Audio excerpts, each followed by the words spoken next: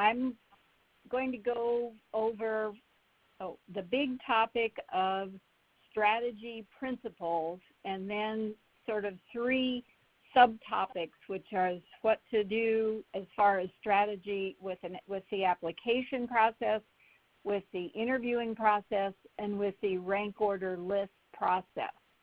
So the most important thing I would say in your overall strategy is you must have a parallel plan. And I've talked to students who say, well, this is really the only thing that I want to do. And we go over what it is that they really like about that particular specialty, and are there other specialties that offer some of those same characteristics and traits, because you just must have a parallel plan. And planning ahead is extremely important.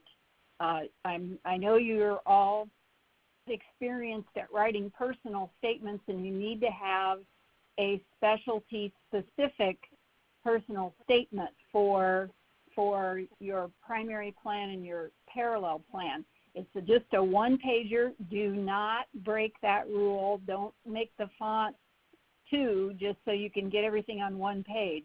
Just be concise. And you need just some guidance here. Answer 3 questions. Why are you selecting this specialty?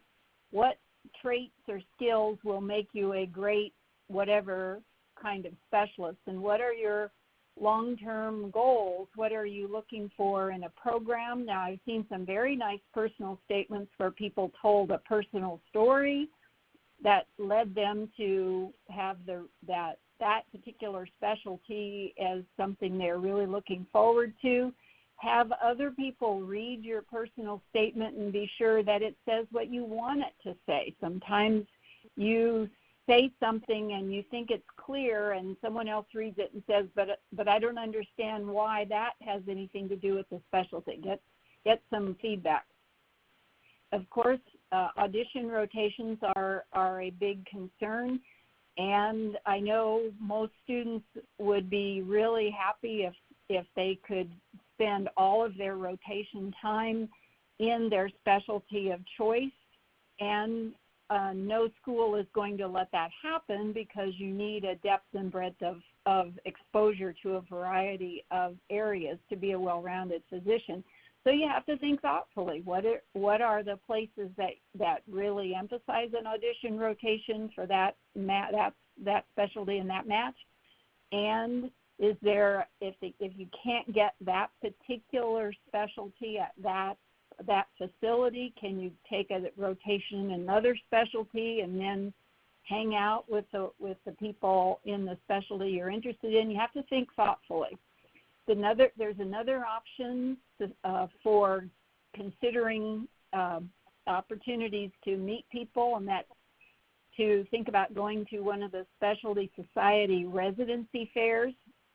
This is really something a third-year student would consider. It's not a huge option because you can't always get away from a rotation. It just may be too expensive, but if there's something close and it fits what you're interested in, give it a thought.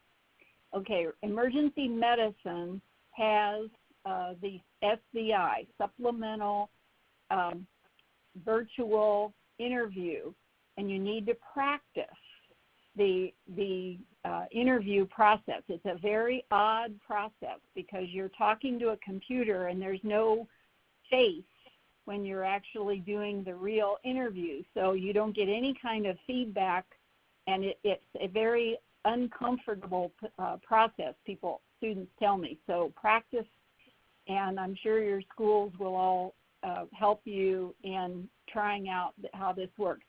And the emergency medicine programs, or rather that oversee this project, give you lots of information.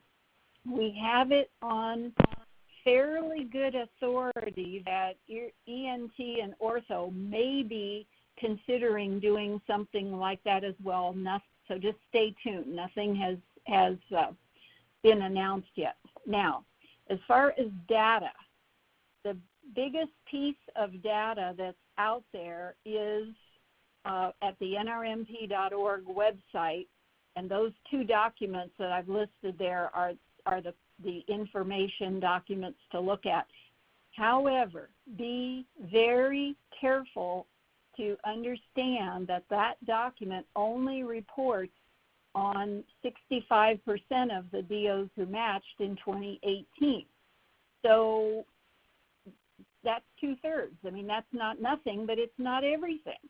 So that information should not be taken as 100% representative of what programs are going to do and what they're expecting from their applicants and the people they choose, because it's only 2/3 of the DOs, because 1/3 of them were still on the AOA side. So yes, look at this, but I cannot emphasize this enough. Don't take that as 100% gospel, because it's only representing 2/3 of the program directors and programs. Now, the big question that people are asking is, should they take USMLE? And the blank percentage there is because it's very difficult to get 100% clarity on which residency program directors accept COMLEX and which don't. But the latest information we have right now is over 80% of all program directors do accept or use COMLEX. Now, there's some regional differences, and there are some differences in specialties. Some of the surgical specialties are less likely to use COMLEX, while as the vast majority of the positions that are in the match are in programs that do use COMLEX. The big thing that you have to remember is a bad USMLE score will hurt you. It may not help you, but it definitely can hurt you. So you have to take some of the NBME practice tests and look over your NRMP charting outcomes and program director survey to see what the minimum score on USMLE is for the specialty you're aiming for. And if you can't score at least 10 percentage points over that minimum, you better not be taking that USMLE, because if you don't do well, and you're always going to do less well on the real test than the practice test, that's sort of a rule of thumb, it'll hurt you. Just don't go there, because, again, over 80% of the program directors accept COMLEX. So really be careful, really be thoughtful. So in overall strategy, what kind of cautions? Well, the cautions relate to why do people not match? And these are the usual reasons that people don't match. First of all, they're not competitive for that specialty. I know there are individuals who say, well, I've wanted to be this kind of a doctor since I was a little kid. Well, I'm sorry, your scores don't match the profile of the people who get that specialty.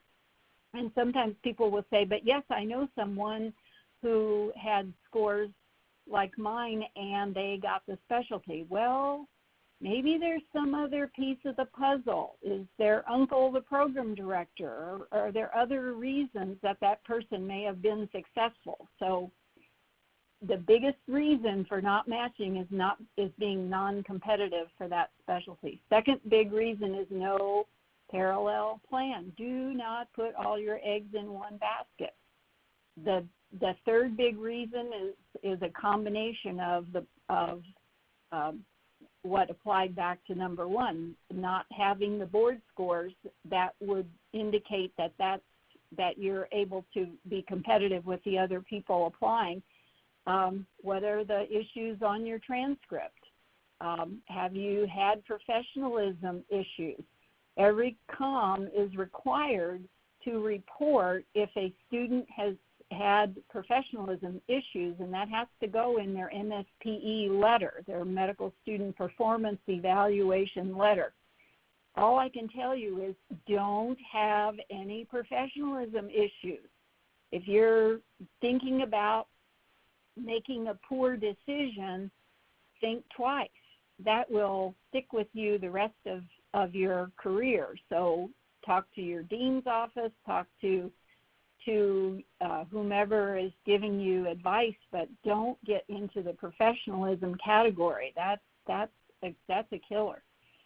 The next big thing is people not applying or ranking enough programs. Now, I put the word contiguous there.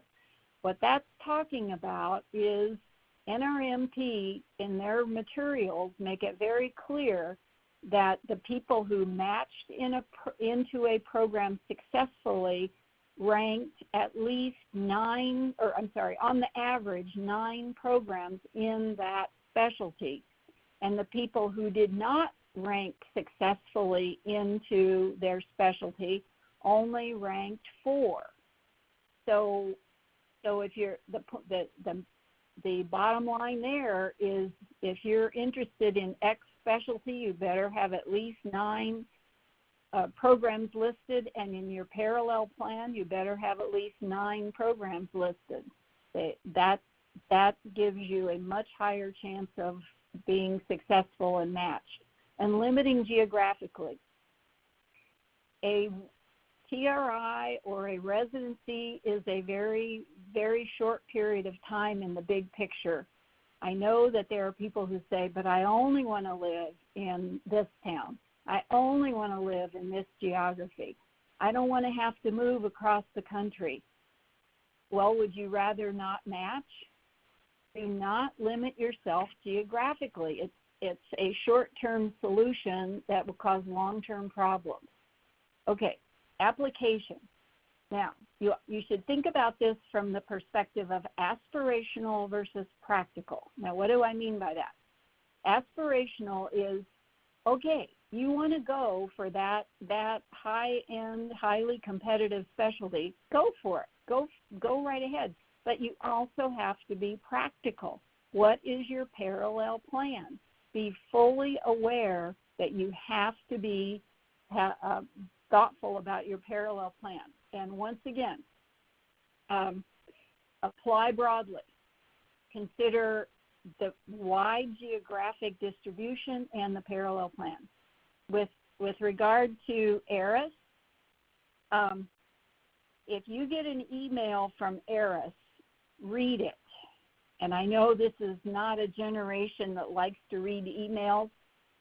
You need to break that rule for this situation. If they send you something, you better read it, read and heed. Now, as was mentioned before, I'll skip down to the bottom a minute. The AOA is going to review all the programs on July 19th, but the ARIS application is already open. What that means is there will be more AOA programs added and approved for the 19 match after July 19th. So keep looking back. Now, back to the second bullet under ARIS. All the applications that are completed before July 15th, as it's open now, will be dated July 15th. Now, that doesn't seem to make a lot of sense, but what it means is in past times, the ARIS opened up on July 15th, and in about 5 minutes it crashed. Well, we know why. About several thousand people tried to get on all at once. So, but that's because people want to get the date and show early and show that they really were first in line. So they came up with a pretty smart idea that any application that's completed from actually July 5th, but from now through July 15th will be dated July 15th. And it worked. The website did not go down, which has occurred at least once, possibly twice before. The other thing about ARIS, no redos. You cannot go back and say, oh, I submitted my ARIS application and I misspelled my middle name or whatever, just typed it wrong. That's tough. That's going to be your new middle name, because you cannot redo it. So you have to ensure accuracy and then submit it. Okay. Interviewing is there's not much to say here except it's the most important factor in getting selected for the rank order list. And as Dr. Boozer said, ask them which match. Now, it's one, I saw a question earlier, you only apply through ARIS. It doesn't matter which of the two matches you are intending to participate in. So that you have to ask the program, which match are they going to rank you in. For the last point being the rank order list strategy.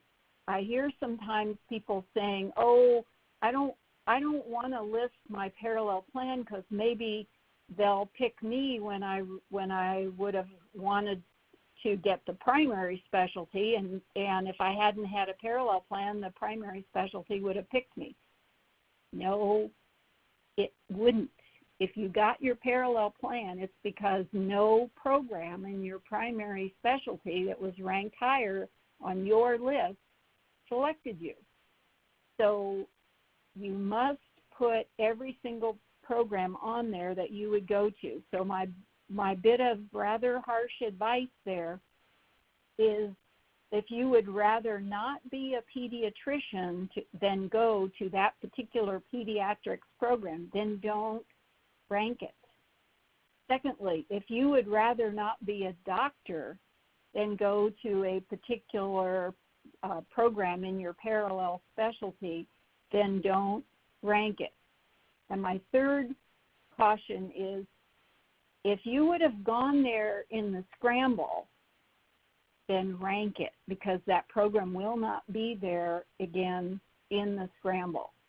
So those are some of strategy questions